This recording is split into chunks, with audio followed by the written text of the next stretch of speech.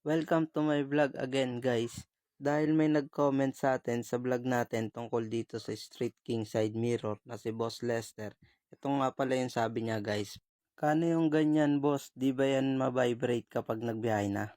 Kaya yan guys, umpisahan na natin pag-usapan to. Syempre, papakita natin yung tatlong possible na ayos ng side mirror na pwede at tingin ko nakadepende pa rin sa inyo kung saan kayo mas magiging komportable. Ito yung una, mapapansin nyo, mas mahaba yung manibela ko kaysa dito sa side mirror natin. Pag ganito ayos ng side mirror nyo, makikita nyo pa rin yung nasa likod ng malinaw, pero mga nasa 60% lang ng salamin. Dahil nga nakapasok yung side mirror, yung 40% na makikita nyo ay yung braso nyo.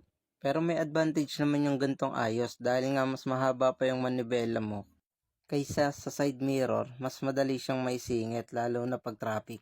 Dito nga guys, nasa Morong na kami. Dahil nga medyo mahaba pa yung biyahe namin, naisip muna namin dumaan dito sa Kwekwekan sa Morong. Sarap at marami nga pa ng pagpipilian dito. Kung gusto nyo makita kung ano-ano mga tinda nila dito, pwede kayong mag-comment para magawan din natin ng video sa mga susunod.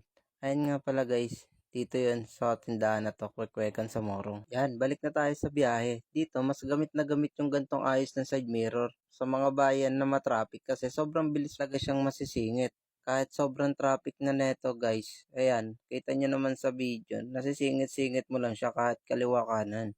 Di ka talaga magdadalawang isip na sumingit kasi hindi ka maiilang kung sasabit ba yung side mirror mo. Pero syempre, dapat laging may kasama pa rin pag-iingat dahil ayun naman talaga ang pinaka-importante pag nagbibiyahe tayo. Isa pa pala sa mga napansin ko, pag ganito yung pagkakaayos ng side mirror nyo, mas malapit yung kamay nyo sa side mirror kaya kung mataba yung daliri nyo, pwede nyo naman i-adjust yung side mirror pataas. Kasi yung sa akin, pag nagpepreno ako sa harap, tumatama talaga yung daliri ko sa side mirror.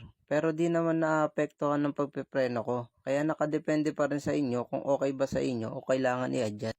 Dito pala guys, papunta na kami ng Tanay. Pero hindi pa rin namin alam kung saan kami dadali netong pagbablog namin. Mapapansin nyo kasi dito, hapon pa lang. Ang balak sana namin, umabot kami ng gabi para masama namin yung review nitong side mirror pag madilim na ang paligid. Nakaabot na nga kami dito sa Pililya pero dire-diretso pa rin kami kasi hapon pa lang kaya sabi ko sige diretso lang tayo.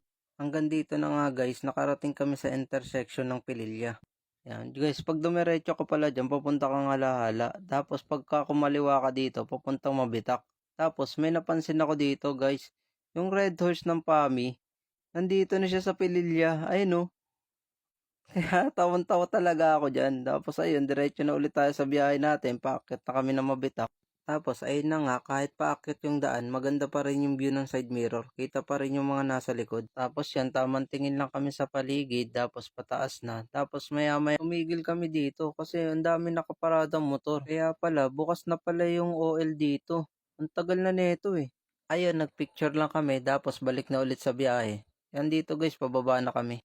Tapos dito, maganda pa rin yung nakikita ng side mirror kahit pababa tapos paliko-liko yung daan. Ayan, tamang banking-banking lang, kaliwa kanan. Pagbaba pala namin dito, yung mahabang highway na ng PAMI, naisip ko pala na mas bagay doon yung pangalawang ayos ng side mirror. Ayan, dito inayos ko na yung pangalawang ayos ng side mirror. Ito talaga yung parang normal na ayos niya. Pag ganito pagkakaayos niya, sobrang ganda ng makikita mo, sobrang lawak, tapos sobrang linaw din. Halos 80% ng nasa likod mo makikita mo. Yung backpack ng backride mo makikita mo pag ganito yung ayos ng side mirror mo. Pati yung mga bundok sa likod, saka yung kabilang kalsada na kasalubong mo, makikita mo talaga yung mga nasa likod. Tapos kahit mabilis at medyo malubak yung daan, hindi pa rin nagbabibrate o umaalog yung side mirror. Pag ganito pala yung ayos ng side mirror nyo, mas magiging mahaba lang siya kaysa sa manibela. Pero mas bagay na bagay siya sa mga long ride lalo na pag maluwag yung daan. Dahil nga sa maluwag yung daan, di ka mag-aalangan na may sasabit. Pangalawa, sa long ride, mas mahalaga yung side mirror na mas malawak yung nakikita sa likod. Kasi nga, malawak yung daan, ibig sabihin, mas mabibilis din yung mga nasa likod mo. Kaya mas maganda kung malayo pa lang na monitor nyo na agad sila. Ito naman pala yung pangatlong ayos ng side mirror na pwede dito. Pag ganito ang pagkakaayos, mas magiging maporma yung motor nyo dahil magmumukha itong toro o may sungay. Ang makikita mo naman pala pag ganito yung ayos ng side mirror mo, halos 50 to 60% lang din ang makikita nyo. May pagkakatulad to sa unang ayos, pero ang pagkakaiba nila, hindi mo na makikita yung braso mo. Dito, puro kalsada na lang makikita mo. At dahil nga nakatayo ito, mas mataas yung makikita mo. Kalsada kasama ang langit. Dito naman, pataas na kami ng Laguna. Hinihintay na lang talaga namin sana dumilim dito. Kaya mapapansin nyo, dire-diretso lang kami sa biyahe namin. Hanggang sa nakarating na kami sa parte nitong bundok na puro pataas at paliko. At maganda pa rin ang nakikita ng side mirror na katulad ng nakikita sa patag. Sa kabibiyahe, hindi namin namalayan na malapit na pala kami sa Quezon. Kaya naisip namin na dumiretso na lang kami ng Real kaysa bumalik pa kami dahil magpapagabi rin naman kami at may dala rin naman kaming tent. Dito malapit ng dumilim kaya nagbubukas na rin ako ng ilaw kasi may mga nakakasalubong na kami mga nakabukas na ang ilaw. Dito guys, nasa bundok na pala kami ng Quezon, paakyat na kami at medyo padilim na rin. Dahil may truck sa harapan, naisip ko na pwede masubukan dito yung side mirror. Siyempre, titingin ka muna sa likod tapos overtake. Tapos tingin ulit sa likod kung lagpas ka na sa truck para alam mo kung babalik ka na sa linya mo. Ayan, umovertake na ako dito. Siyempre, nilagpasan ko muna yung truck. Tapos tumingin ako sa side mirror ko sa kanan kung lagpas na ako sa truck. Tapos balik na ulit sa linya. Kahit ganito yung pagkakaayos ng side mirror, okay na okay siya. Kita mo pa rin yung sa likod kahit umo-overtake ka sa mga pataas na paliko. Napansin ko dito na dumidilim na. Habang dumidilim yung paligid, medyo nababawasan na rin yung brightness. Pag blue lens yung side mirror mo. Ayun guys, pababa na kami ng Real.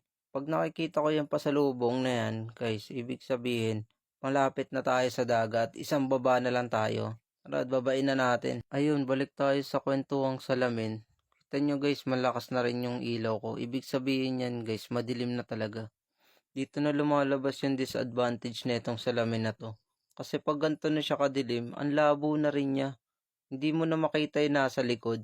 Pero ang advantage niya pa rin, pagka LED yung nasa likod mo, hindi ka naman masisilaw. Kagaya pagka clear yung salamin mo, pagka tinamaan ng LED yun, silaw na silaw ka talaga. Dito na natin tatapusin yung review natin. Overall guys, ang ganda niya. Kahit anong ayos niya. Wala siyang alog, walang vibrate, pwedeng pwede sa long ride.